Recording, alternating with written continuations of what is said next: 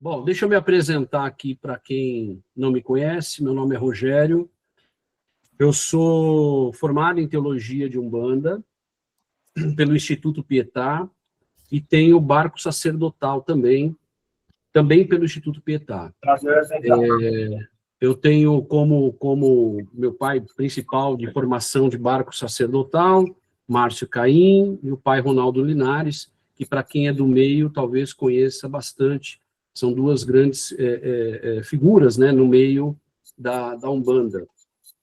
E essa foi uma iniciativa que nós tomamos para divulgar a nossa religião, né, que muitas vezes ela passa pelo olhar das pessoas e ainda assim é um olhar que gera bastante preconceito, por não conhecer. E a ideia nossa foi justamente desmistificar a Umbanda, trazer a história da Umbanda, porque eu, como médium, e a maioria aqui como médium, e para aqueles que não são médiums, mas que são adeptos à religião, não sabe muitas vezes da história, não sabe o que significam os rituais, não tem conhecimento, né? Às vezes o pai e a mãe da casa passa o ritual dele, da casa ali, mas a história, a teologia, propriamente dita, acaba passando, e é natural isso, é normal nas casas. Então, à medida que a gente vai saindo novas literaturas, a gente vai lendo literaturas antigas, a gente vai trazendo para o conhecimento de forma geral o que é a Umbanda. Eu vou pedir para vocês, né, que alguns lembretes que são importantes para que a gente possa prosseguir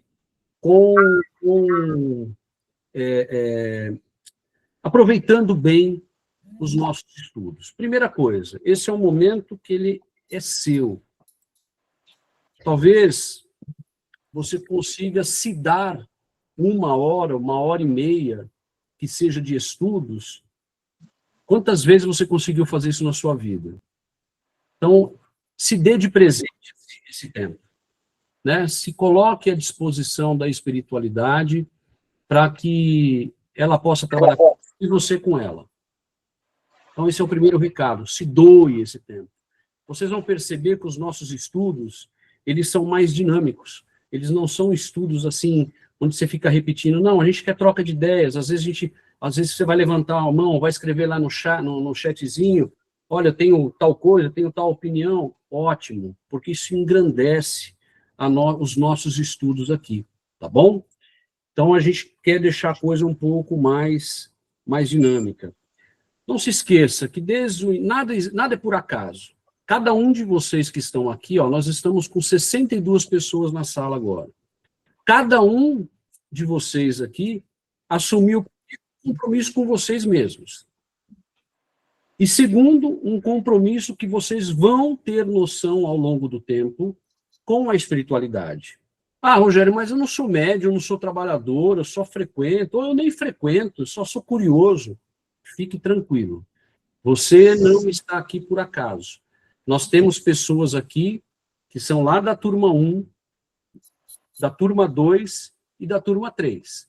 E eles sabem do que eu estou dizendo.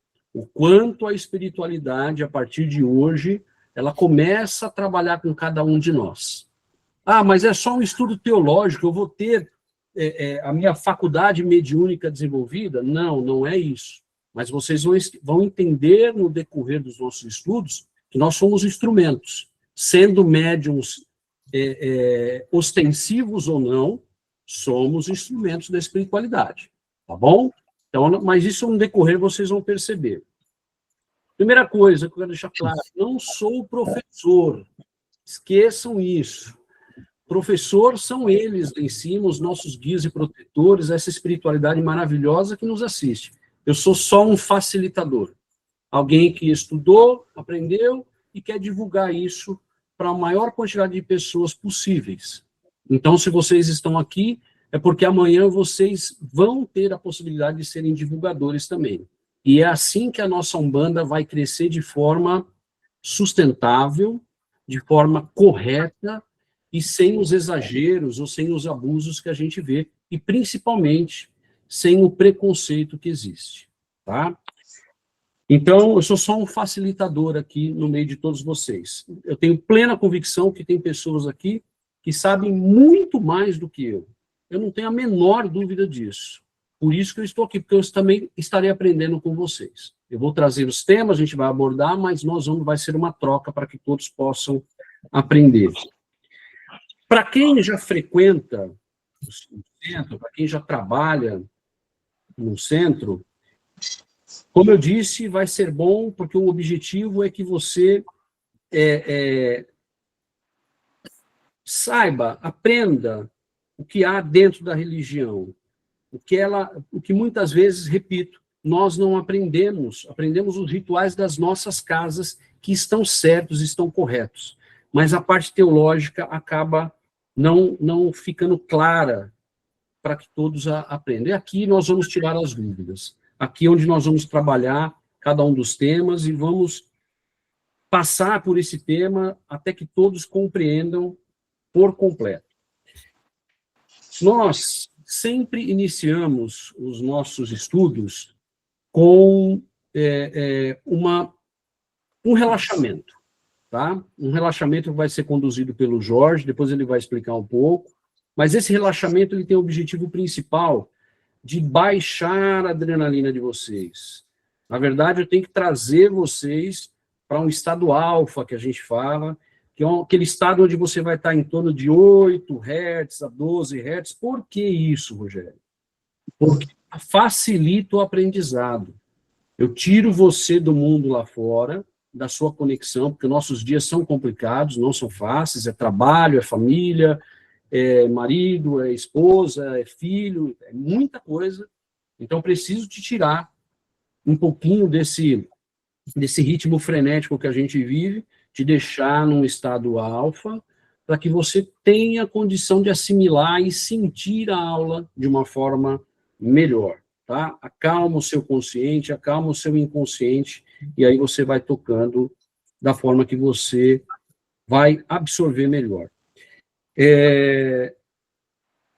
No decorrer da aula, se vocês dúvidas, se vocês tiverem alguma coisa a falar, vocês têm duas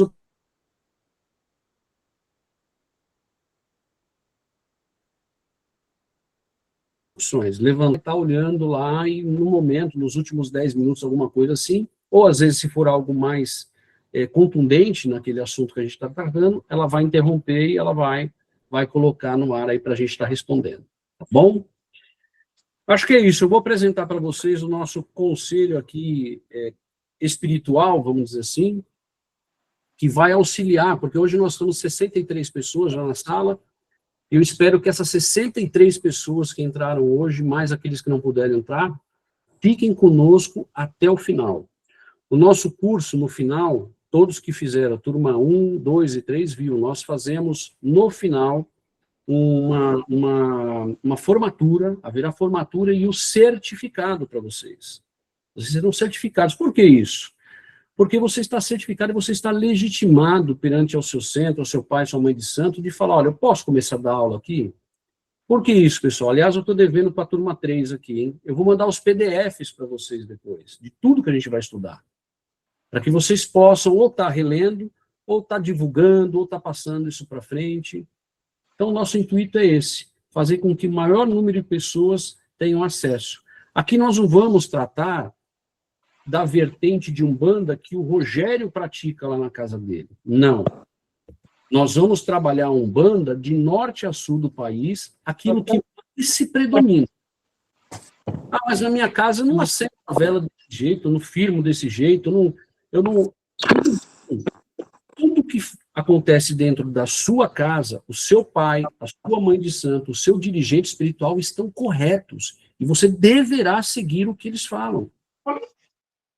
Porém, é importante que vocês entendam o que acontece de norte a sul do país.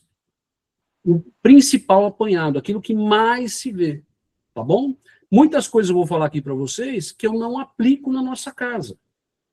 E tá tudo certo, tá tudo bem. Porque a riqueza da Umbanda é isso. É você diversificar. Cada casa tem um pouquinho do segmento do pai, da mãe de santo ali daquela casa, e quando vai passando de geração para geração, vão tendo adequações, mantendo a espinha dorsal, mas novas adequações. Correto? Então, que fique claro para que a gente possa ter um aproveitamento maior. E outra frase que vocês vão ouvir muito de mim: não guardem dúvida, não fiquem com dúvida. Não façam isso. A sua dúvida pode ser a dúvida de várias outras pessoas. E a dúvida, ela é a ferrugem da fé. Quando a gente guarda essa dúvida, a gente não tira ela, vai balancear a nossa fé em algum momento. Então, esclareça. Põe na mesa: olha, eu tenho essa situação, tenho esta dúvida disso, e nós vamos esclarecer. Combinado, gente? Então, por favor, eu vou passar aqui a palavra rápida aos nossos conselheiros aqui, que vão estar trabalhando com vocês também no dia a dia, nas dúvidas que vocês tiverem, que vocês podem, às vezes não quer colocar no chat, não quer se expor, pode mandar para uma dessas pessoas, inclusive para mim. Mas eles estarão aí também aptos a estar respondendo, tá bom? Jorge, por favor, faça a sua apresentação para todos. Bom, primeiro, boa noite a todos. Meu nome é Jorge. Eu que vou conduzir o relaxamento. Mas antes de explicar sobre o relaxamento, eu queria passar para vocês que nós somos eternos aprendizes, né? O que cada um sabe e que vai aprender agora, não é para esquecer o que já sabe, é para agregar, é para somar, né? Nós estamos aqui para somar. Então é importante que a gente tenha esse pensamento, vai surgir muitas dúvidas, e que bom que isso possa acontecer. Porque é justamente aí que a gente vai poder trocar as ideias e tentar chegar sempre num bom senso, né? Eu vou fazer o relaxamento com vocês, e como o Rogério mesmo disse, né, para que vocês consigam chegar a um estado de relaxamento alfa. Nós vamos usar algumas técnicas de inteligência emocional, PNL, algumas técnicas de Gestalt terapia, né, porque é para conduzir vocês de onde vocês estão a um outro lugar, né, mesmo vocês estando aí, né, sim, consciente de que vocês estão presentes no local. Então é importante, assim, que cada um, pode parecer estranho, né, no começo, alguns que já fazem, né, esse relaxamento, depois acaba sentindo até falta. E outros que não teve a oportunidade ainda de fazer, que se entreguem a um momento único, né, o relaxamento nada mais é do que um olhar atento a cada um, a você mesmo, que é a pessoa mais importante nesse momento. Então, o que eu peço para todos é que se permita aí esses 5 minutos, para que vocês possam se conectar com o Altíssimo, e deixar que os mensageiros de luz possam vir, os mentores de cada um, possa se fazer presente, para que o aproveitamento da aula seja o máximo possível. Muito obrigado. Muito bem. Maria Neide, por favor. Microfone, Maria Neide, abre. Boa noite a todos, que todos sejam bem-vindos. Nós somos uma família. Na medida que nós vamos nos encontrando todas as segundas-feiras, nós vamos sentindo, assim, essa grande sensação de irmandade.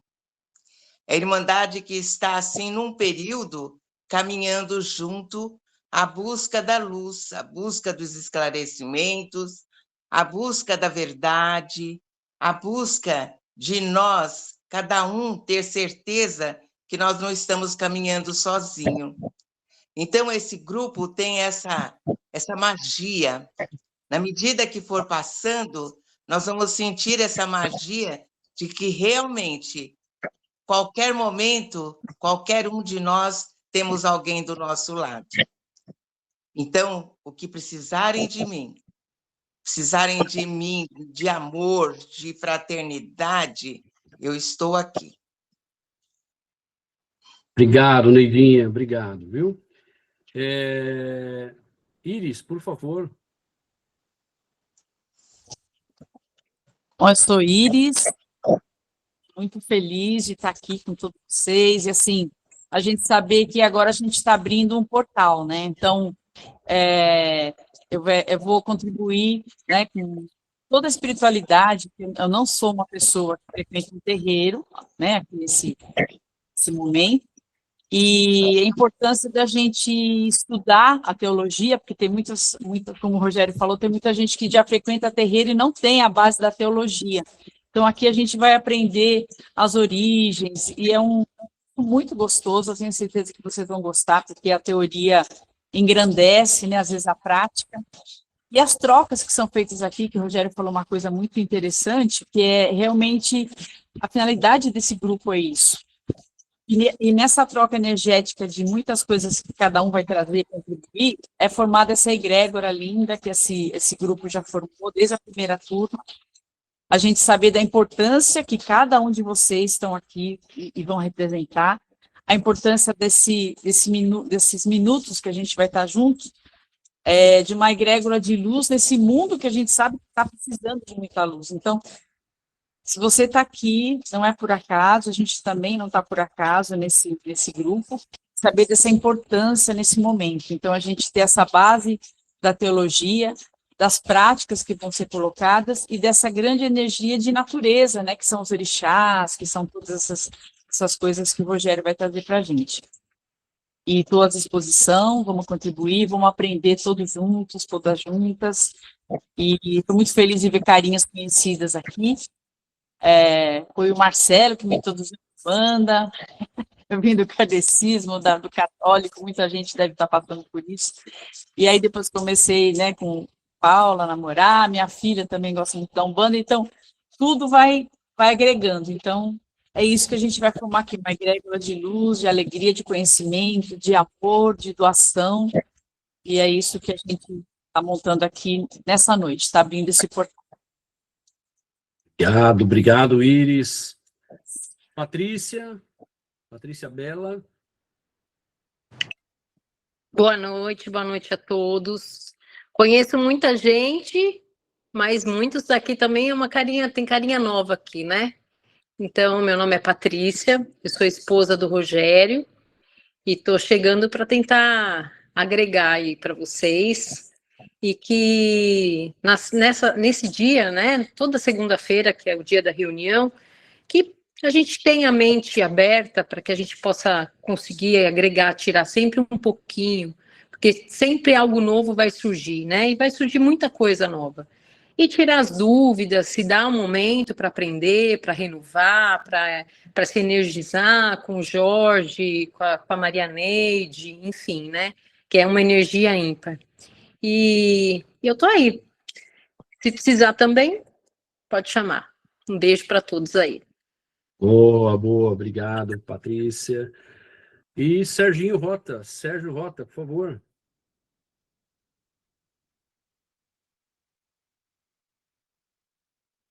Deixa eu ver se ele está aqui. Está aqui, né, o Sérgio?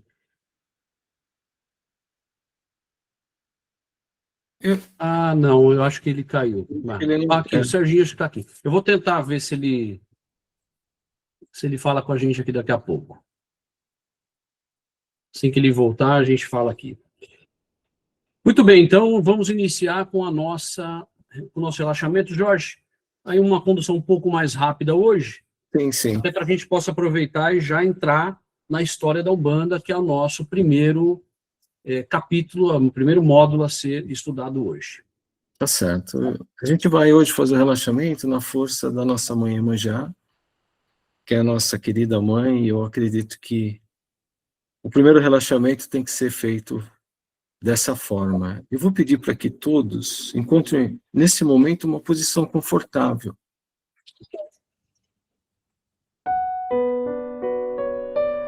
Esse momento é seu, é único, o máximo.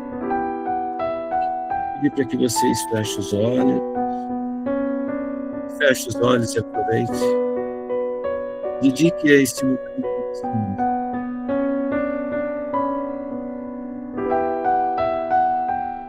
O máximo.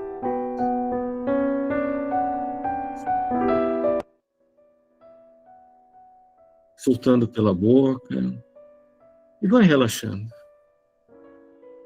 Relaxe o pescoço, relaxe os seus ombros e tome mais uma respiração bem profunda. Relaxe a sua face, os lábios. Tome mais uma respiração bem profunda. E ao exalar lentamente, relaxe o tórax, seus braços, o abdômen. Tome mais uma respiração bem profunda. E ao exalar lentamente, relaxe suas pernas, seus pés.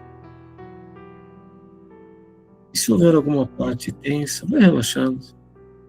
Esse é um momento único, exclusivo seu. Tome mais uma respiração. Eu vou pedir para que você comece a visualizar uma luz azul, um azul claro. Deixe que essa luz vá envolvendo você, como ela quisesse te acariciar. Tome mais uma respiração. Deixe que essa luz invada todo o seu ser. Essa luz invada o ambiente que você está. Ela possa percorrer todo o seu corpo, trazendo energia nova e renovação. E mais uma respiração bem profunda. O máximo que você conseguir.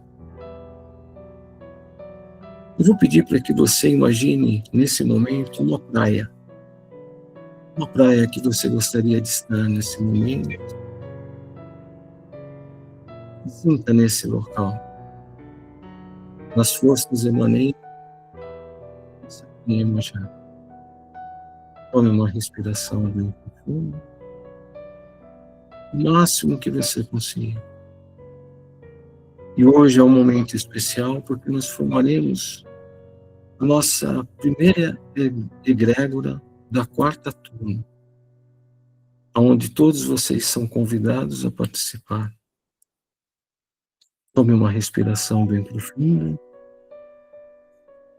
e caminhe lentamente, cada um no seu tempo, para que nós possamos formar essa egrégora nas areias do mar.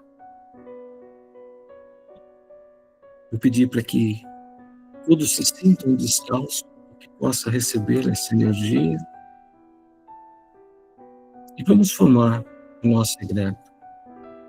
Não se preocupe se a pessoa em que você vai dar a mão nesse momento é uma pessoa conhecida ou não. Ela está no mesmo propósito que você. Dê a mão um ao outro. Então, nesse momento, começamos a formar a nossa egrégora. E perceba que nessa egrégora existe um mensageiro de Deus que vai conduzindo um. O nome desse mensageiro de luz é Pai João Mata, o mentor desse grupo.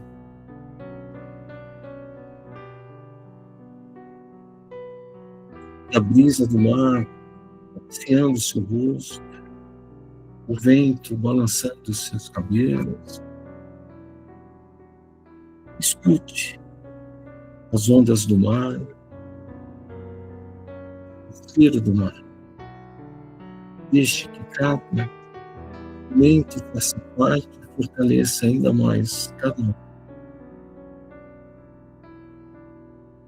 Mentalmente, eu vou pedir para que vocês olhem para o céu, agradeçam esse momento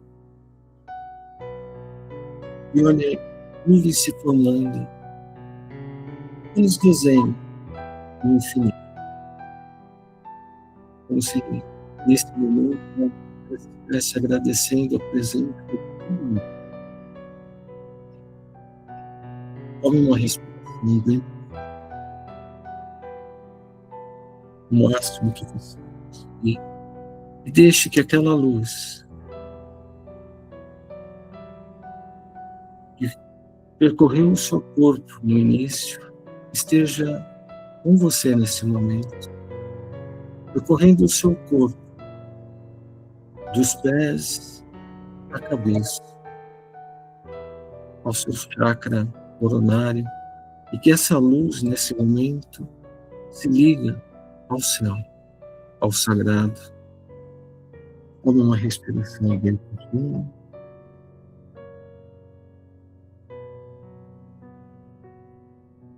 Imagine que essa egrégora é uma egrégora de cura, de amor e de união. E que todos, nesse momento, fazem parte dela. Tome uma respiração bem profunda. Deixe que nossa Mãe Iemanjá possa acariciar cada um. Se você sentir um toque no rosto, no braço, nas costas, é um toque de amor. É um toque de seja bem-vindo. Tome uma respiração bem profunda. Eu vou pedir para que essa egrégora continue aí, formada. Que todos continuem de olhos fechados. Enquanto o Rogério faz a nossa abertura e a nossa oração.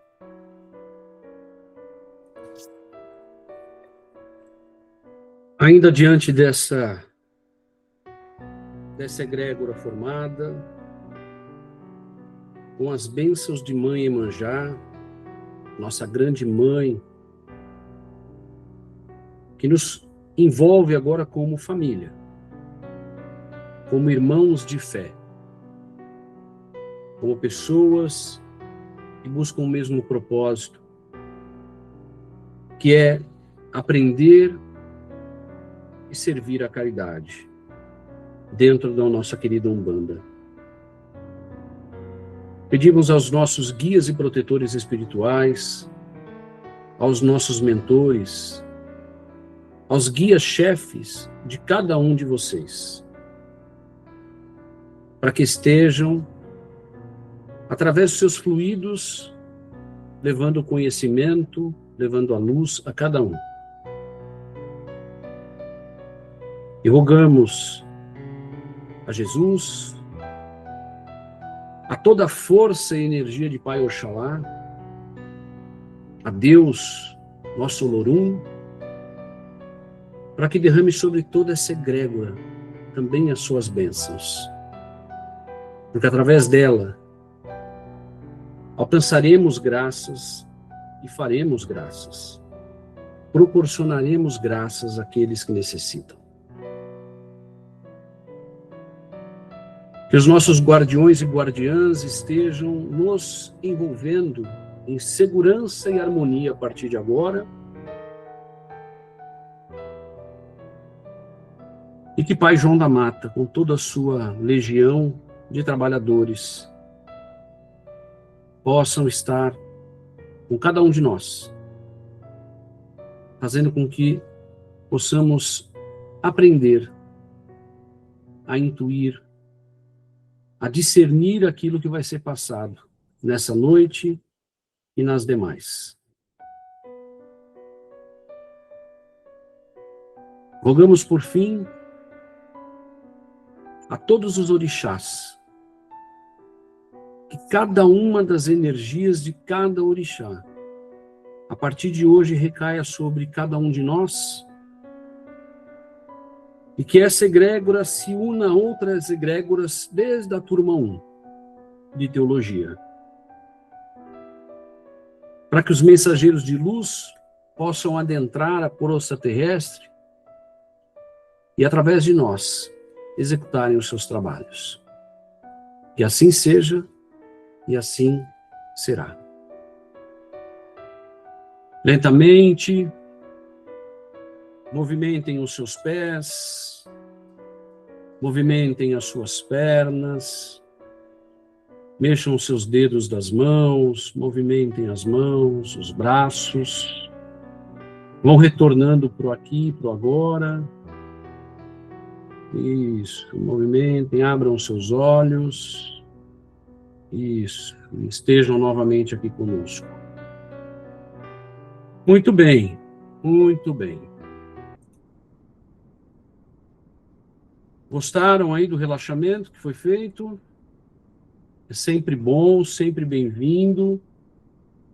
Isso às segundas-feiras nós faremos, continuaremos a fazer, para que vocês possam, como bem disse o Jorge, se acostumar com esse relaxamento.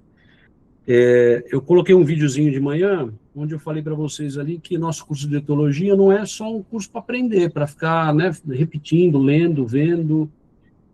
Ele também acaba sendo para nós um autodesenvolvimento. Vocês vão ver que nós vamos tratar de muitos temas aqui, que nós vamos refletir a respeito disso. Nós vamos trazer, vamos pensar sobre o que vai ser apresentado, para ver se aquilo cabe na nossa vida, se cabe na vida daqueles que estão próximos de nós. Então, eu peço só que vocês tenham comprometimento com vocês mesmos a partir de agora, com essa espiritualidade maravilhosa que nos assiste. E nós teremos, além das teorias, nós teremos práticas, aulas práticas aqui também. Quem é da turma 3 sabe bem, a turma 2 ainda viveu pouco, mas a turma 3 viveu muito a experiência prática. Então, eu tenho certeza que vocês vão gostar bastante, e em cada uma dessas experiências aí, e em algumas delas, inclusive, estaremos todos juntos, fisicamente, não só virtualmente, tá bom? Mas isso vai ficar mais para frente aí, para a gente estar trabalhando. Muito bem. Sejam bem-vindos ao Estudo de Teologia da Umbanda. Vamos iniciar aqui o nosso... Todos estão vendo aí? Ok, perfeito. Maravilha. Então, nós vamos iniciar o nosso módulo 1 com uma leve introdução da qual eu já fiz, então eu vou pular essa introdução, mas nós vamos entrar nesse tema, o que é a história da Umbanda, a história do Caboclo das Sete Encruzilhadas e a história e o legado de Zélio Fernandino de Moraes. Tá?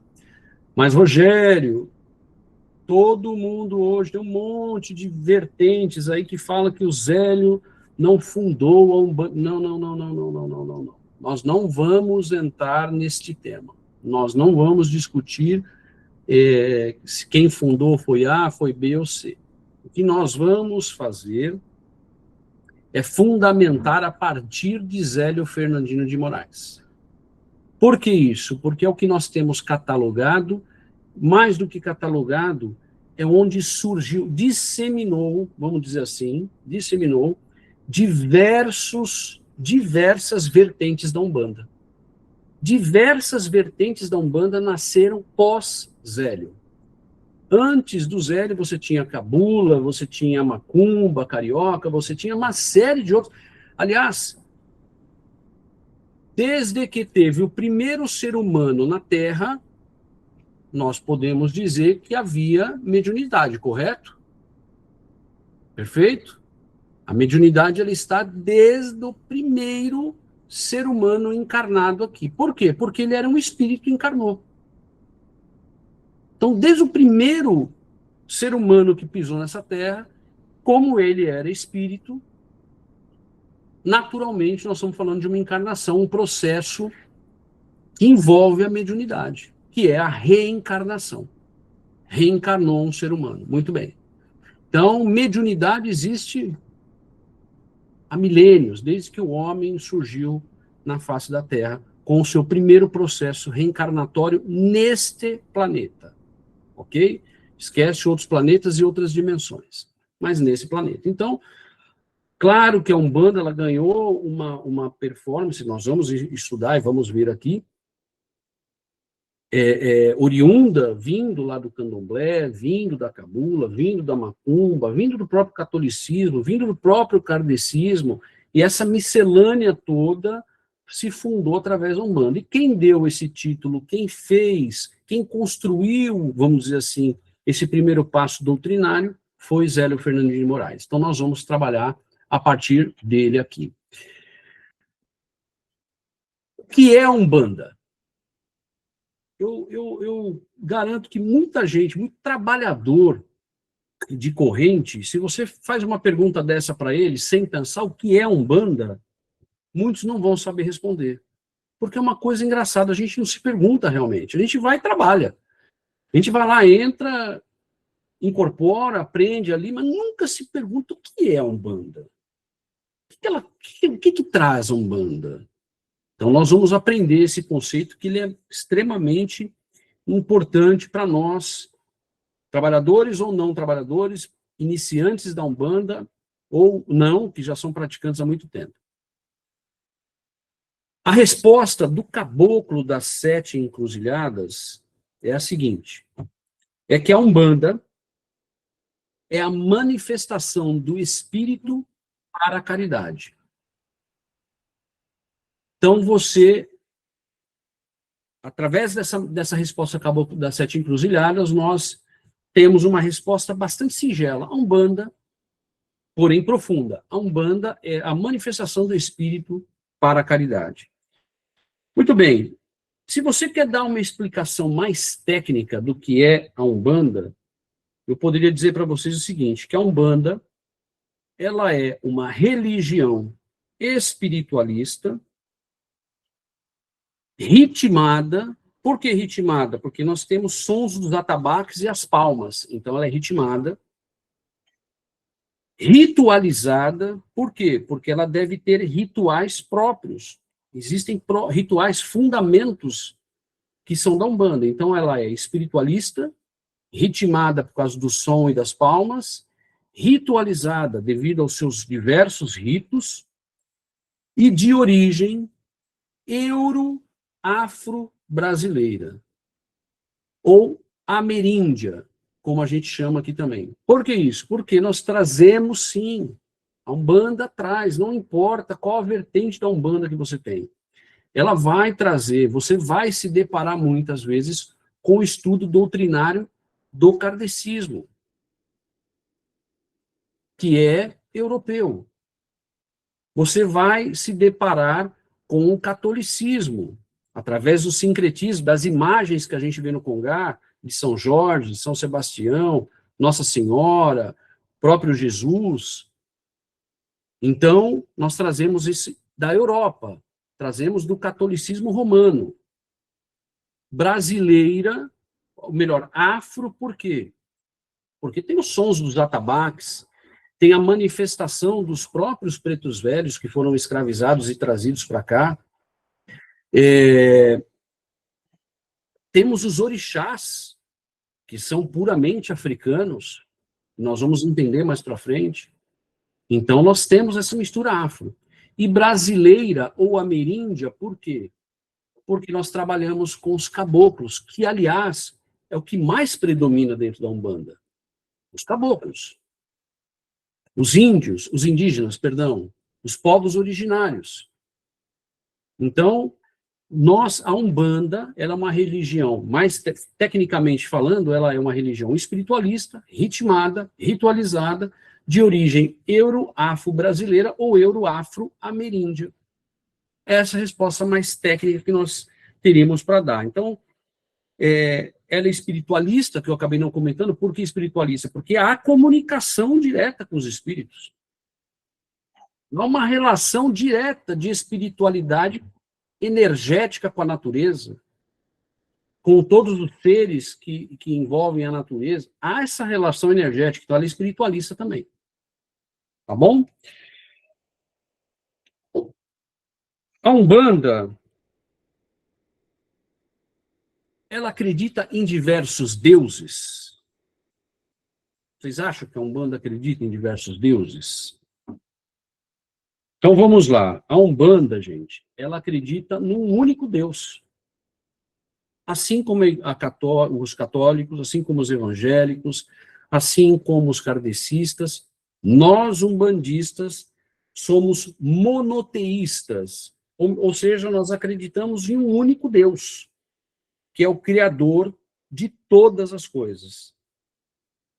Onipotente, tem o poder sobre tudo, onipresente, está em todos os lugares, e onisciente, ele sabe de absolutamente tudo. Só que as pessoas acabam confundindo e acham que os orixás são deuses. E está errado. Então, as pessoas, elas avaliam os orixás, ou já ouviram, ou até de próprias pessoas que trabalham, que frequentam, não, os orixás são deuses. Não, não são deuses. Eu gosto de fazer uma relação. Os orixás, eles têm uma personificação que nós, seres humanos, não vamos conseguir identificar, mas eles são praticamente os regentes que envolvem tudo que é necessário para o nosso planeta. Não sei se vocês sabem, mas na África existem mais de 270 orixás. Mais de 270 orixás. E a gente trabalha aqui, a Umbanda trabalha com um número de 12, às vezes 15 orixás no máximo. Esses orixás, eles são forças divinas, são forças de Deus, pertence a Deus. E ele manda isso como se fosse uma egrégora, uma força determinada dele, onde os santos da Igreja Católica, os caboclos, os pretos velhos, as crianças, Exus e pombagiras vão trabalhar naquela vertente, naquela força, naquela emanação de Deus que é necessário para o nosso planeta. Nós vamos falar mais de orixá lá na frente, mas só para vocês resumirem, tá bom? Então, orixá não é deuses, não se trata de Deus. Deus é um só, é Olorum, ou Zambi, como é conhecido, a depender do local da Nigéria, do local na África que você estiver falando. Então, ele é um só. Então, vale até mesmo na África, gente, até mesmo na África, também, de ponta a ponta na África, se acredita em um Deus único. Que para eles, esse Deus está acima de todos os orixás. Claro, porque os orixás nada mais são do que as forças de Deus. Então, ele tem que estar abaixo dele mesmo. E lá nós tratamos, como eu falei, Zambi, Obatalá, Olorum, Olodumare. Cada região da África trata Deus, como nós damos o nome aqui, não damos o nome de Deus, para eles lá é Olodumare, em determinada região. Em determinada região vai ser Obatalá, outra região vai ser Olorum, e assim sucessivamente. Tá? Os orixás, eles são esses elementares da natureza que trabalham diretamente para Deus. Assim como os nossos anjos, né? No caso do catolicismo, assim como os santos católicos, trabalham para Deus, são enviados de Deus, estão num patamar diferente, mas executando aquilo que é permitido ou que é determinado pelo plano espiritual. E os orixás não são diferentes, são essas forças que vêm de Deus, que saem de Deus, necessárias ao nosso planeta. Tá bom?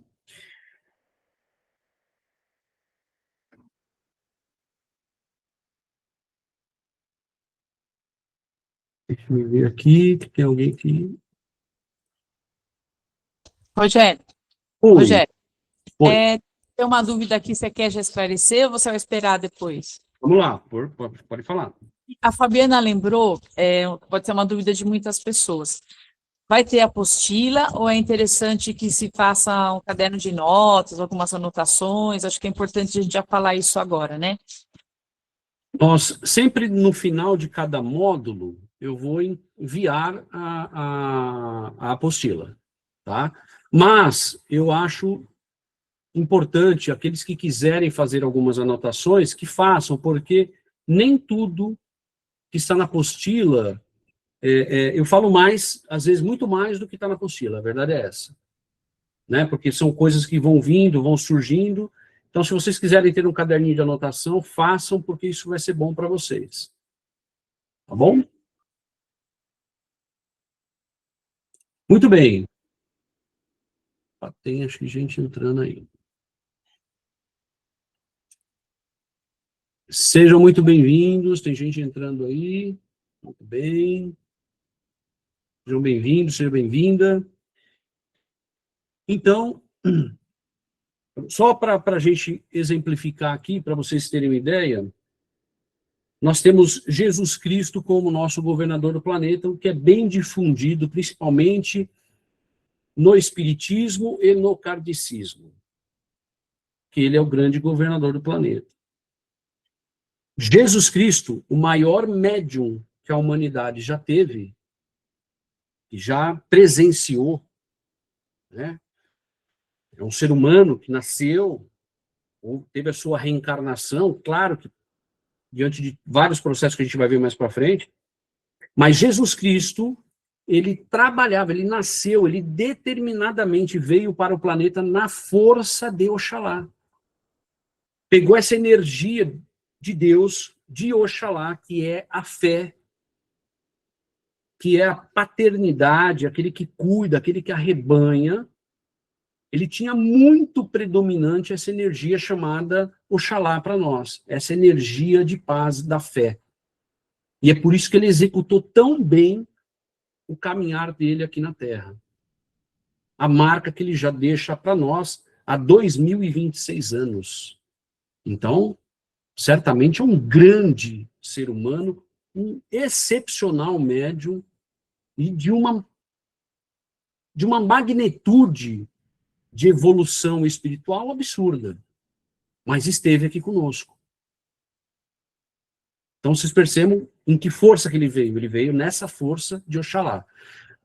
São Jorge, o guerreiro, que é um fato, né? Foi um soldado romano, foi um guerreiro e depois trabalhou nas causas de Jesus. Foi defender o cristianismo. São Jorge nitidamente veio com essa missão no planeta. E onde que ele tinha? Qual a energia maior que ele trabalhava, que vinha nele? A energia desse orixá chamado Ogum, que é de Deus, é uma energia de Deus vindo aqui. E assim como ele, tantos outros trabalham nessa mesma linha. Assim como Jesus na de Oxalá, nós temos padres que trabalham, muitos padres são da linha de Oxalá. Tivemos no passado próprio Allan Kardec, né, que também foi um espírito que cedeu todos os seus ensinamentos muito forte na linha de Oxalá, linha da fé, linha de agregar, de ser o grande pai, de ser aquele mentor, aquele cara que vai comandar multidões, sempre diante da fé. Tá bom? E assim são as outras energias, a gente vai ver mais para frente, para vocês entenderem. A Umbanda é cristã? Pô, já dei algumas dicas aqui, né? Então, sim, a Umbanda, ela é cristã. Ah, mas a minha Umbanda é a Umbanda Omolocô, a minha Umbanda nós não temos nenhuma imagem. Sem problema nenhum, gente. Sem problema nenhum. Agora, o que eu estou passando aqui é a maioria das Umbandas de norte a sul do país. Então, sim, ela é cristã. Até porque, mesmo algumas vertentes da Umbanda que são mais traçadas, algumas delas têm a imagem de Oxalá, né, que a imagem de Oxalá é a imagem de Jesus, que está ali. Então, ela é cristã? Sim. Por quê? Porque ela recebe uma herança, uma influência grande da Igreja Católica através das preces, através do sincretismo religioso. Nós temos preces dentro da Umbanda que são de origem católica. Nós rezamos o Pai Nosso, a maioria das Umbandas rezam o Pai Nosso. Muito bem, o Pai Nosso vem da Igreja Católica. A maioria das Umbandas rezam a Ave Maria, vem da Igreja Católica. Rezam o Credo, vem da Igreja Católica. Rezam a Salve Rainha, vem da Igreja Católica. Então, somos considerados, a Umbanda ela é cristã? Claro que ela é. Claro que ela é. Eu não tenho a menor dúvida disso. Então, além de sofrer essa influência católica, através das preces e tal, nós trazemos muito do que Jesus pregou. Aplicamos muito do que Jesus moral. Esquecem aquele Jesus Cristo, aquele Jesus Cristo intocável. Eu quero que vocês percebam o Jesus Cristo humano, que era um grande médium, um cara que, mais do que ensinar em palavras, ensinava na prática. Mas aí algumas perguntas podem surgir, mas as matrizes africanas não acreditavam em Jesus? E como pode? A Umbanda, ela tem a influência africana, sim, mas ela é genuinamente brasileira. E é por isso que ela é cristã. Porque a Umbanda nasceu no Brasil. A Umbanda não nasceu em nenhum outro país e não nasceu na África. A Umbanda nasceu no Brasil. Ela foi uma religião genuinamente brasileira. E se prepararmos a gente vai um pouco mais além, né? Se a gente reparar nas próprias entidades, quando incorporadas, né, nos seus médios, eles vão falar muito de Jesus Cristo. Você quer mais do que os pretos velhos e as pretas velhas? Que andam com seu tercinho, rezam, muitas vezes benzem, fazendo oração e pedindo para Jesus, pedindo para Maria. Então, as próprias entidades trabalham com as graças morais de Jesus Cristo. O próprio caboclo das 7 encruzilhadas, gente, a história, ela tem a ver com Jesus. Para quem não sabe, ele diz que o nome dele foi retirado quando ele estava lá parado na frente de 7 caminhos, lá no plano espiritual. Tinham 7 caminhos na frente dele e ele estava parado ali diante daqueles 7 caminhos. E ele não sabia para onde seguir. E ele se pôs a chorar porque ele se sentia fraco por não saber um caminho a seguir. Isso dentro do plano espiritual, ok? E ele se pôs a ficar triste, a chorar ali, e quando ele sente uma mão, né? E tudo isso falando do ponto de vista espiritual, colocada sobre o ombro dele, pergunta para ele, escuta, por que choras, né? Por que há esse desespero? E ele fala que ele não sabia por quais caminhos ele poderia seguir. E foi determinado a ele que seguisse um caminho. E aí, quando ele olha para trás, é Jesus, e Jesus fala, aparece para ele e fala, direciona, você vai seguir este caminho. Eu estou recomendando este caminho para você. Porque você irá, através deste caminho, criar uma nova religião, criar um novo conceito religioso, trazer a prática daquilo que eu pratiquei. E aí nasce, então, o Caboclo das 7 Encruzilhadas, vem com essa missão, dada, abençoada, recomendada por Jesus, tá bom? Então, ela é sim cristã, né? Por todos esses motivos dos quais eu já disse aqui para vocês. A importância de estudar, por ser ela cristã, é muito importante para nós estudarmos o Novo Testamento, tá? Façam isso, porque ali você vai ver muitas coisas que são tratadas no campo da mediunidade e da espiritualidade. Nós temos passagens bíblicas que remetem à mediunidade ou alguns fenômenos mediúnicos. Se vocês quiserem anotar, anotem. Gênesis 15:15 e a 49:33. E Mateus 8:11, depois 22, 31 e 32. Procurem, olhem, leiam, e depois, se vocês quiserem, mandem aí as suas dúvidas. Rogério, não entendi nada, não vi nada do que tem ali. Não, mas tem. Podem ficar tranquilos que tem. Eu estou sem a minha Bíblia, está no quarto agora, senão eu ia falar para vocês aqui. Mas nós temos algumas regras de ouro, algumas passagens importantíssimas, né? Amai a Deus sobre todas as coisas e amai o teu próximo como a ti mesmo. Isso é literalmente o fundamento da Umbanda, é o fundamento que nos conecta à espiritualidade. Amar o próximo. Se nós falamos aqui agora que o caboclo das 7 encruzilhadas disse que a Umbanda é a manifestação do espírito para a caridade, se eu não me amar e não amar o próximo, não há caridade.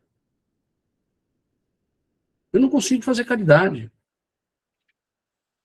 Eu vou fazer doação, vou doar dinheiro. Nós vamos ver isso lá para frente depois. A diferença entre doar e ser caridoso. Doar, não existe comprometimento, não existe envolvimento. Caridade, existe envolvimento. É você sair da sua casa, ir para o centro, ficar lá 2, 3 horas trabalhando, doando o seu corpo para que uma entidade venha e faça todo o trabalho que tem que ser feito ali com assistência, prestar o socorro ali, assistência. Isso é caridade. Isso é você se doar. Você fala, não, eu estou lá, não me importa o dia, o horário, são 4 horas que eu vou ficar lá, 3 horas que eu vou ficar lá, sem problema nenhum, estou me doando, porque eu estou servindo a espiritualidade para ela servir alguém. Aí é caridade. Aí a gente se envolveu. Caso contrário, é só doação que a gente faz. Então guardem isso, que também lá na frente nós vamos falar bastante. E tem uma passagem também que Jesus demonstra, né, um fenômeno mediúnico, que é em Mateus 17, 1, 9, e também em Mateus 14, 1 e 2. Essa palavra ressurreição, que vocês vão ver lá, na verdade, ela, não é que ela foi uma tradução equivocada. Até está aqui, ó, na verdade, a tradução foi equivocada. O correto é reencarnação, não é isso. Ela não é uma tradução equivocada. Preciso corrigir esse texto. Na verdade, no ano, se eu não estiver enganado, no ano 300 e pouco, essa palavra reencarnação, ela era já uma palavra difundida lá, principalmente em Roma. Mas nós tivemos uma distorção, porque alguns membros da realeza da época, como sabiam que eram pessoas de má conduta, essa palavra reencarnação era muito difundida, porque falava, olha, você pode retornar, se hoje é uma rainha, amanhã você pode voltar uma plebeia, se você é um rei, você pode voltar um plebeu, e assim ia. Então, essas palavras assustavam, esse tipo de coisa assustava a realeza. E naquela época, gente, para vocês terem uma ideia, era Deus, o Papa e o rei. O rei, ele tinha o mesmo poder que o Papa. O rei era praticamente um enviado de Deus. Então, na cabeça deles é o seguinte, ó, vamos modificar essa palavra, reencarnação, por ressurreição, porque eu ressurjo igual. A ressurreição, ela nada mais é do que eu morro, fico ali dormindo durante um tempo, e no momento que vier Deus, Jesus, seja o que for, eu ressurjo igual. Eu volto como rei, eu não vou voltar como plebeia, não vou voltar como plebeu, nada, eu vou ressurgir novamente. Ressurreição é isso. E eles acreditavam que se eles fizessem essa modificação na nomenclatura, de fato isso aconteceria, porque, na verdade, reis e rainhas, segundo eles à época, eram enviados direto de Deus, assim como o Papa. Então, eu tenho força de Deus, eu vou colocar a ressurreição e assim será. Então, só para que vocês também entendam o contexto histórico, tá bom? A reencarnação, olha, ela é muito dita aqui em Hebreus 11, 32, 38, mais específico no 11, 35, ele fala a palavra aqui, ó, retirada do Concílio Ecumênico de Constantinopla, no ano de 553, perdão, eu falei 300, não, no ano 553. A reencarnação ela foi retirada e substituída pela ressurreição do cristianismo, pelo imperador Justiniano e sua esposa Teodora. Na verdade, quem mandou foi Teodora. Ela determinou que retirasse essa palavra reencarnação e que deixasse a palavra ressurreição, tá? E, para evitarem conflitos na igreja, o Papa, assim, aceitou e foi feito dessa forma. Tá bom? Então, só para vocês entenderem as origens, o porquê que existem determinadas situações hoje. Como nasceu a Umbanda? Para nós compreendermos melhor o nascimento da Umbanda, é necessário primeiro a gente entender a chegada do Espiritismo aqui no Brasil. Lembrando, a Umbanda é uma religião, lembra que nós vimos lá, certo? Ela é uma religião euro-afro-ameríndia, correto? Europeia porque traz influências do catolicismo, europeia porque também traz influências do kardecismo, afro porque nós temos orixás, temos os atabaques, nós temos muita ritualística africana, brasileiro ameríndia, porque nós temos os povos originários. Então, nós já falamos um pouquinho da Igreja Católica, e agora nós vamos entrar no contexto um pouco do Espiritismo no Brasil. Então, para a gente entender como nasceu a Umbanda que a gente conhece hoje, nós temos que compreender o nascimento, ou primeiro, entender a chegada do Espiritismo aqui no Brasil. Então, na segunda metade do século XX, perdão, na segunda metade do século XIX, nós tínhamos no Brasil uma elite bastante emergente à época, né? E era principalmente composta pelos grandes barões aí do café. E essa elite, ela consumia muito tudo que era produto europeu. Roupa, joia, bebida, perfume, tudo que era europeu, havia um consumo muito grande por parte desses barões aqui e suas esposas aqui no Brasil. Tudo para se equiparar, né, aos cavaleiros e às damas da Europa. Eles queriam fazer uma equiparação, né, somos iguais a eles lá. Mas, para ser considerado uma pessoa realmente fina, nos padrões da época europeias, era necessário duas coisas. Viajar para o exterior era a primeira, e a segunda era cultura europeia. E naquela época, o destino que era mais procurado por esses barões era a França, principalmente a cidade de Paris. Então, em Paris, esses ricos da época, esses barões da época brasileiros, eles se deparavam ali com aquilo que mais estava sendo explorado no momento, ali na França, ali em Paris, tanto do ponto de vista científico e filosófico, quanto religioso. Era um frenesi, aquela época, o tal do espiritismo, ou das mesas girantes, né, das mesas dançantes que a gente já viu por aí. E nessa época, o Allan Kardec, ele já havia publicado algumas das suas obras, e ele realmente causou ali uma revolução quando apresentou a sua doutrina espírita, os estudos, né, sobre o invisível, que era tratado dessa forma naquela época. E isso logo foi se espalhando em vários pontos da Europa, mas como a França ela era considerada uma terra de liberdade, foi principalmente ali que essa semente espírita acabou vingando com toda a sua força. Ela cresceu muito dentro da França, principalmente ali pelas ideias desse processo reencarnatório e da confirmação da existência de espíritos. Se alguém ainda não viu, eu sugiro que assista, tem na Netflix a história do Allan Kardec, né? É bem bacana para vocês entenderem como nasce esse espiritismo de Allan Kardec, tá bom? Então, essas ideias de reencarnação foram ideias que estouraram na Europa, mas principalmente na França.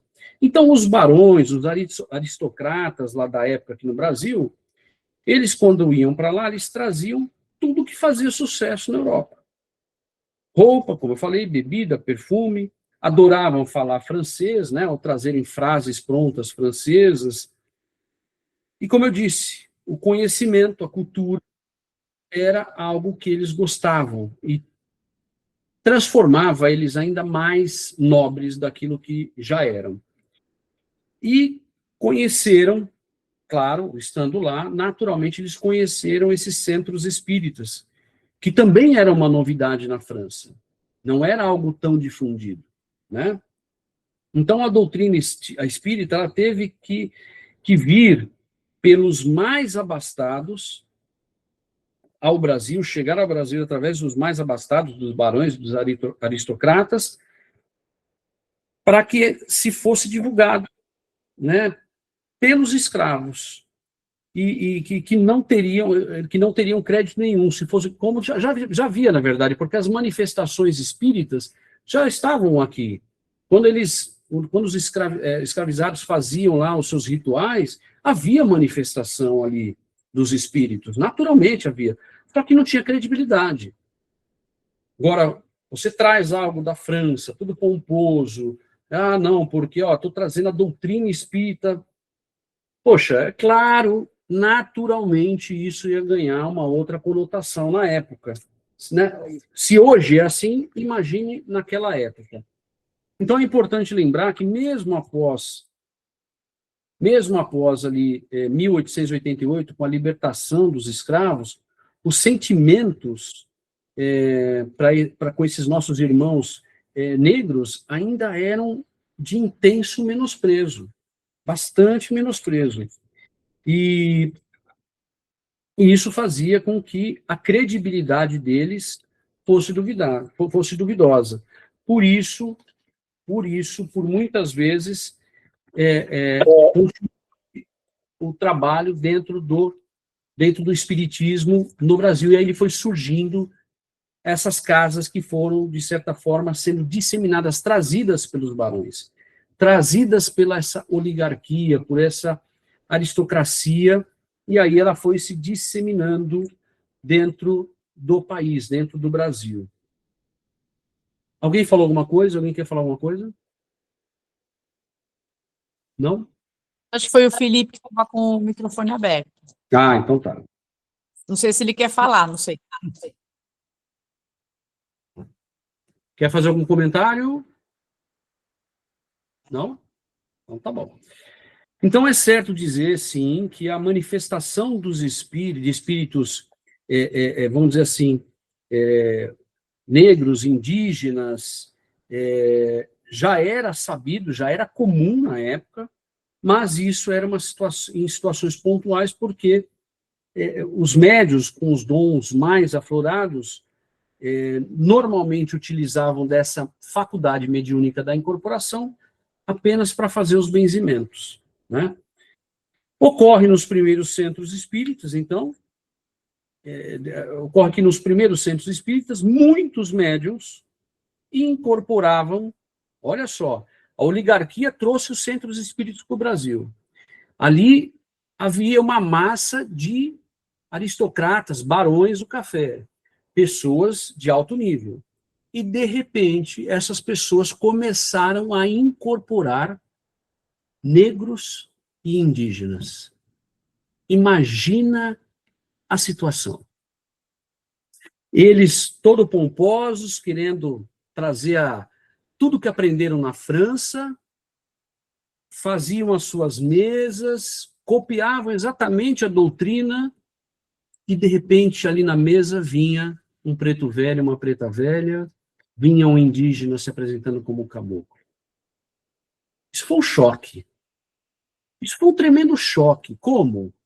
Eu sou elevado, eu tenho casta, estou estudando uma doutrina aqui francesa, e como é que eu posso estar incorporando, alguém dentro dessa mesa está sendo incorporando pretos velhos ou indígenas?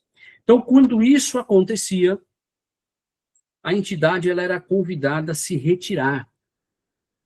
Eles paravam a sessão, mandavam a entidade se retirar, e o médium que recebia aquelas entidades era expulso sob a acusação do tal do baixo espiritismo.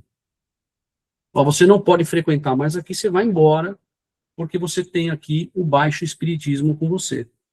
E, infelizmente, isso foi continuando por décadas e mais décadas. Diga, Giovana. Pois Sério, eu tô com a voz um pouco rouca, mas eu tenho uma dúvida, assim. Como eles sabiam exatamente que eram pretos velhos, eram indígenas que estavam sendo incorporados? Era só porque a entidade se apresentava ali no momento, ou eles mesmos sentiam isso? Muito bem, Giovana. Eles se apresentavam. Eles se apresentavam e muitas vezes os trejeitos que eram ali colocados, que eram apresentados, né, que é o que a entidade traz, né, como roupagem fluídica dela, para aqueles que eram videntes enxergavam, e para aqueles que não eram, viam as atitudes, viam as ações. Então, por isso que eles chegavam a essa conclusão. Era falado pela entidade, havia os trejeitos próprios daqueles espíritos, e aqueles que eram videntes conseguiam enxergar o seu perispírito fluídico, vamos dizer assim, tá bom? Por isso que era identificado dessa forma. Entendi, obrigada. Então, quando isso acontecia, a entidade era convidada, como eu disse, para se retirar e o médium era expulso. Vale ressaltar aqui que Kardec jamais falou sobre baixo espiritismo. Kardec nunca citou entidade como baixo espiritismo.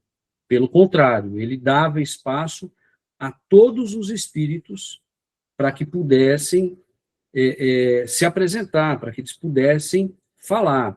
Até porque Kardec, ou Rivail, né, ele fazia um estudo científico da causa, ele não se envolvia, ele não era médium, já começava que ele não era médium. Kardec não era médium. Para quem acha que Kardec foi médium, ele não foi. Tá? Ele era um professor, um cara, um filósofo, um grande sociólogo, o cara estudou numa das maiores universidades de Genebra, mas não era médium, ele não tinha faculdade mediúnica nenhuma. Tanto que ele fez com bases científicas, ouvindo outros médiuns. E aí, o que ele fazia? Ele pegava um médium, escrevia psicografava uma determinada carta, ele mandava para um outro centro espírita, sei lá, 50 quilômetros de onde ele estava, e ele dava só uma base, gostaria que o espírito falasse sobre essa situação, para ele confrontar cientificamente para ver se era a mesma coisa. E isso ele fazia com 2, 3, 4, 5 centros lá na época. E, de fato, batiam, convergiam. Então, ele teve um estudo filosófico, ele teve um estudo científico da causa. Por isso, ele não era médium, nunca foi médium. Quer dizer, nós vamos entender que todos nós somos médiuns, né? Mas ele não tinha ostensividade alguma mediúnica. Então, essa incompreensão que havia ali dos dirigentes espíritas da época, com esse baixo espiritismo, fazia com que esses amigos espirituais, né, ficassem sem condições de se desenvolver, de trazer aquilo que era necessário. E esse vácuo que foi criado, né, ele precisava ser preenchido pela espiritualidade. Então, era necessário um espaço onde todos os espíritos tivessem direito de se manifestar. E aí, então, nasce a Umbanda. Porque, através da Umbanda, não havia a discriminação de baixo espiritismo ou alto espiritismo, não havia isso. Era a manifestação do espírito para a caridade. Não importava ele em qual grau, ou se é que existe esse grau, em qual situação ele estivesse naquele momento. Essa discriminação, esses preceitos, né, com os médiuns da época, que incorporavam os indígenas, os pretos velhos e outras entidades, né, que não eram entidades como a gente via no kardecismo, que a psicografia vinha de São Luís, vinha de um papa, vinha e assim por diante, criou esse vácuo, como eu disse, que ao mesmo tempo foi, para nós, foi terreno fértil para a Umbanda. Olha como a espiritualidade tem a sabedoria. Percebam lá na história, então, olha aí. Já havia manifestação espiritual aqui? Claro que sim, através dos negros que já estavam escravizados aqui. Mas tinha credibilidade? Não, era zero. Precisaram ir para a França para trazer. Aí deram credibilidade no movimento espírita francês. Quando deram essa notoriedade aqui no Brasil, o que aconteceu? A espiritualidade fez o seguinte, ó, vamos lá e vai haver as incorporações, haverão as incorporações ali de pretos velhos, de indígenas e de outros espíritos que precisam, né, praticar a sua caridade e desenvolver a Umbanda no Brasil. Muito bem, se manifestou no meio de um monte de aristocrata, de um monte de barão. O que eles fizeram? Foram expulsos. Esses espíritos não podiam mais frequentar, trabalhar ali, e os médiuns foram expulsos. Mas essas mediunidades desses médiuns expulsos continuaram. Continuaram. E aí foi um terreno fértil. Por quê? Porque esses médiuns que foram discriminados e expulsos continuaram manifestando as suas mediunidades de incorporação, mas precisava de algum lugar para trabalhar.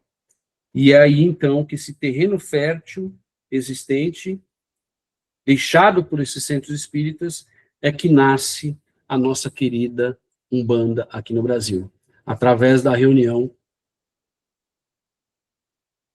encabeçada dessa Umbanda que a gente conhece, do Zélio Fernandinho de Moraes, onde institucionalizou ela. Ah, mas ela já existia, já falei para vocês aqui.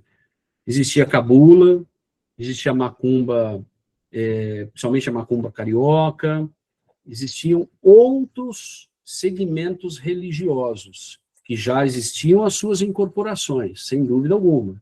E repito, processo mediúnico existe desde o primeiro homem que veio para o nosso planeta, porque foi um procedimento reencarnatório. Então, mediunidade existe desde lá. É que ela foi ganhando corpo, espaço, dimensão, e chegou na cabula, chegou na macumba carioca, chegou em tantas outras, e nasceu a Umbanda para que a Umbanda pudesse crescer e institucionalizar ela no país de norte a sul, como nós temos hoje. Tinha o candomblé, que nós carregamos forte influência do candomblé também, né, que já estava aqui, mas ela é genuinamente brasileira. Umbanda é brasileira, genuinamente.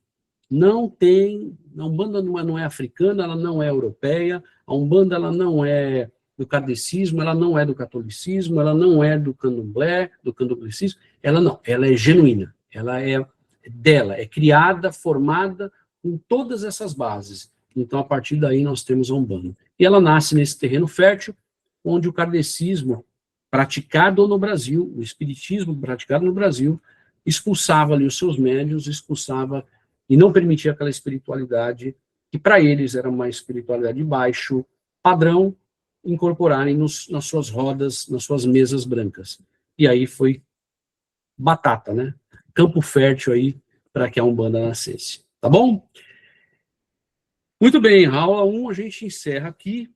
Na próxima aula, na segunda-feira que vem, nós vamos falar aí um pouco da vida do Zélio Fernandinho de Moraes. Vamos passar por alguns fatos históricos trazidos pelo Caboclo das Sete Encruzilhadas.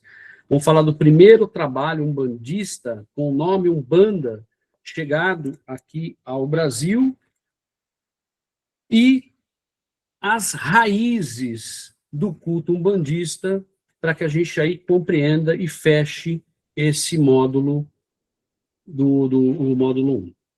Certo? Temos aí perguntas, chats, alguma coisa? Tem só uma observação aqui, Rogério. O Ricardo falou que, né, ele ressaltou, né? Ainda o preto velho, escravo falando, uma heresia na época, né?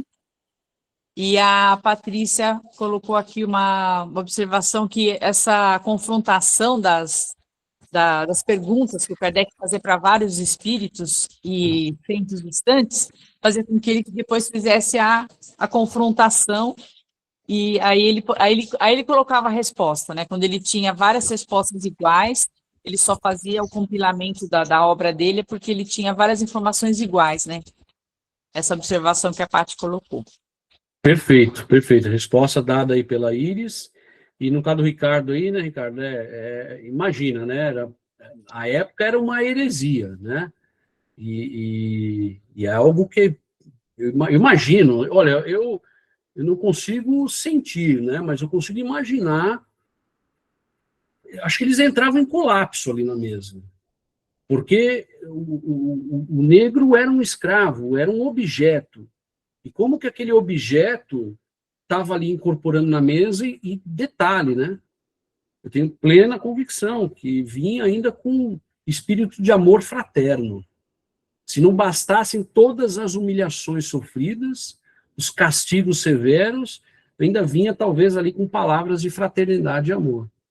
Aquilo era um choque absurdo. Para a época era algo inaceitável. E aí, para confrontar o próprio ego, eram expulsos. Ó, vai embora daqui. Né? Você não merece estar aqui no meio de nós. Né? Mas, Rogério, bacana. Diga. Quem que perguntou de como que identificava que era o preto velho? Quem que foi? Fui eu. A Giovana. Ah, Gi. Então, o que acontece aí também? O preto velho, ele tem um jeito muito peculiar, né? Mesmo que você não tenha visão, você consegue identificar que é um preto velho. O modo de falar, o jeito de gesticular, como ele vem, é um arquétipo muito próprio deles. Então, muitos se identificavam pela fala, pela reza, pela conduta, pelo terço, pelo vocabulário, né? Então, isso é muito característico, né? Estava lembrando, tentando lembrar dessa palavra, arquétipo. Muito bem. É isso aí. O arquétipo dele é muito, tem o muito seu forte. arquétipo, e ele traz mesmo. Diga, Soraya. Soraya. Oi. Rogério, você vai fazer alguma indicação de livros, de alguma bibliografia que a gente possa se aprofundar mais também? Sim, sim. Para cada módulo que a gente vai passando, eu vou falando de alguns livros. Já na próxima aula, nesse mesmo módulo, nós já vamos... Eu vou falar do livro do Leal de Souza, tá? Que é O Espiritismo, a Magia e as 7 Linhas da Umbanda. Que o Leal de Souza foi o que mais retratou o início de vida ali do Zélio com o Caboclo das 7 Encruzilhadas. Eu vou trazer alguns trechos, mas já é um livro que eu recomendo que se leia. Vale muito a pena. Perfeito. Do ponto de vista histórico, é riquíssimo esse livro. E são livros que me parece que já ultrapassaram o período de direito autoral. Então, você acha já em PDF, gratuito na internet, para você baixar, e aí você consegue fazer a leitura. Obrigada. Tá bom? Eu sugiro que eu faça assim, por exemplo, você deixa uma folha à parte, a cada um está fazendo as anotações, e aí coloca uma coluna livro e filme, porque o Rogério fala muito também de séries e tal, então aí você vai colocar as referências que ele indica e aos pouquinhos a gente vai lendo, vai vendo o filme, porque toda aula ele vai dar alguma referência, então eu acho que é legal colocar uma folha só para essas indicações, que é bem interessante.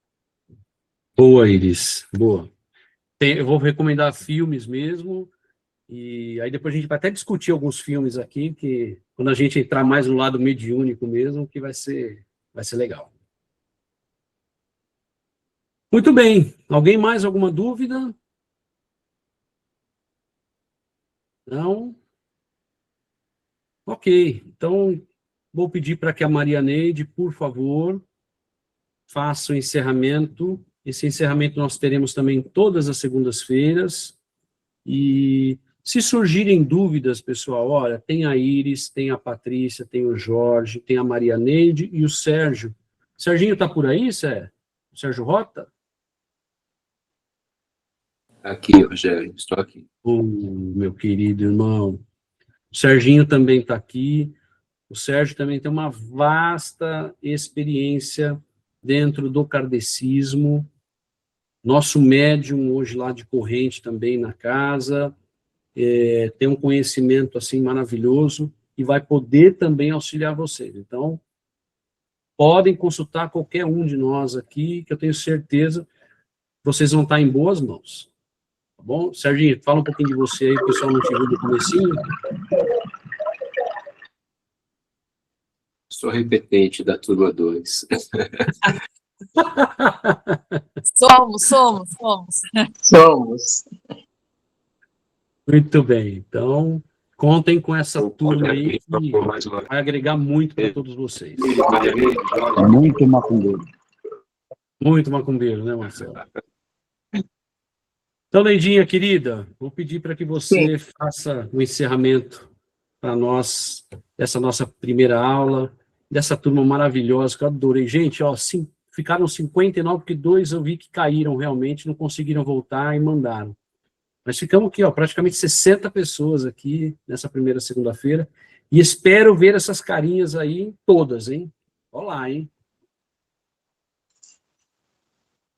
Então, vamos agradecer ao Pai essa oportunidade que Ele nos deu, de nós estarmos assim reunidos, e reunidos fisicamente, e com os nossos irmãos espirituais, a fim de poder aclarar a nossa mente, que nossa Mãe Iemanjá possa cobrir cada um de nós com o seu manto, e que as ondas do mar possam, a todo momento, diante de qualquer dúvida, possa vir e retirar e levar para o fundo do mar.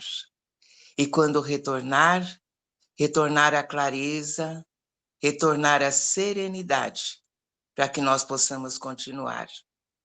E que todos os dias, quando nós acordamos, nós possamos assim ter a gratidão desse presente que o Pai nos deu, que é a vida. Agradecer essa matéria sólida, viva, que é o nosso corpo, que é o habitat do nosso espírito. Agradecer a claridade dos nossos olhos. Agradecer os nossos ouvidos que ouvem todos os sons. Agradecer a nossa boca, a qual ingerimos o alimento e proferimos a palavra, que a palavra seja aquela que gostaríamos de ouvir. Agradecer os nossos pés, agradecer as nossas pernas que nos locomovem, agradecer os nossos braços, agradecer as nossas mãos que tocam, agradecer o nosso lar, agradecer o alimento da nossa mesa.